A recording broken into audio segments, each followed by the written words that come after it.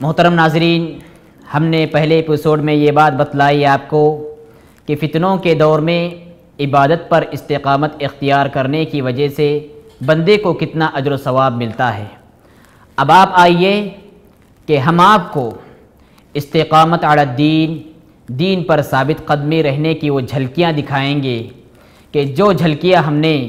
ماضی کے ایام میں دیکھی، سنی اور پڑھی ہیں۔ فرعون کو کون نہیں جانتا، جس کے گھر میں پلنے والی اس کی بیوی،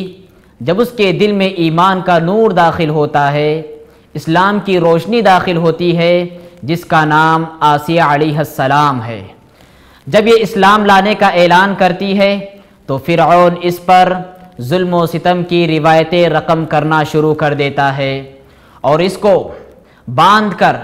دھوپ کی تپش میں چھوڑ دیتا ہے اور ایک بڑا سا پتھر لا کر اس کو ہمیشہ ہمیشہ کی نیند سلا دیتا ہے، اور اس دم پر یہ اللہ کی نیک بندی، یہ اللہ کی ولیہ، یہ زاہدہ، یہ عابدہ، یہ استقامت علی الدین اختیار کرنے والی خاتون کیا رب العالمین سے سوال کر رہی ہے، رب ابن لی عندک بیتا فی الجنہ ونجنی من فرعون وعملہ ونجنی من القوم الظالمین۔ اے پروردگار، میں نے فرعون کے محل کو قربان کیا، اے پروردگار میں نے فرعون کے آسائش و آرام کو قربان کیا، اے پروردگار میں نے فرعون کی ساری لذتوں کو قربان کیا، رب ابن لی عندک بیتا فی الجنہ، لہذا فرعون کے اس محل کے بدلے میں جنت میں مجھے ایک محل عطا فرما، ونجنی من فرعون وعملہ ونجنی من القوم الظالمین، اور فرعون کے ظلم و ستم سے مجھے نجات دلا دے اور فرعون کے ظالم قوم سے بھی مجھے نجات دلا دے۔ محترم ناظرین، غور کرنے کی بات ہے، صنف نازک ہے، ایک خاتون ہے، ایک عورت ہے، کس طرح وقت کے جابر اور ظالم بادشاہ سے ٹکراتی ہے اور دین پر ثابت قدمی کا مظاہرہ کرتی ہے۔ کون کہتا ہے کہ عورت صنف نازک ہوتی ہے؟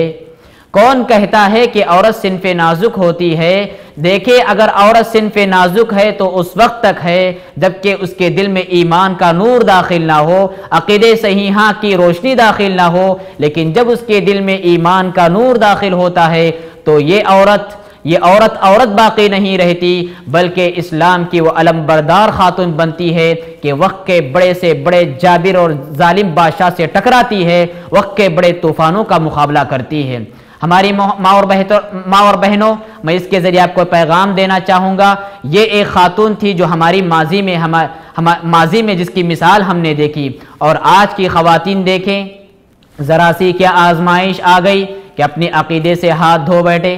ذرا سی کیا مصیبت آ گئی کہ کالے دھاگے اور ہرے دھاگے، لال دھاگے، نہ جانے کیا کیا گلے اور کمروں سے ہاتھوں سے باندھنے شروع ہو گئی، کیا ذرا سی مصیبت آ گئی کہ عاملوں کا چکر کاٹنا شروع کر دیا، کیا ذرا سی پریشانی آ گئی کہ مزاروں کا رخ کرنا شروع کر دیا۔ میری ماں اور بہنوں، یاد رکھو، عقیدہ انسان کی اصل پونجی ہوا کرتی ہے۔ عقیدے پر استقامت، توحید پر استقامت، بندگی پر استقامت، یہ ایک عورت کا بہت بڑا عظیم سرمایہ ہوا کرتا ہے۔ تو اپنے عقیدے کی حفاظت کرو، اپنے ایمان کی حفاظت کرو، اپنی توحید کی حفاظت کرو، اور تمام طرح کی شرکیات، بدعات و خرافات سے اپنے دامن کو ہمیشہ پاک و صاف رکھو۔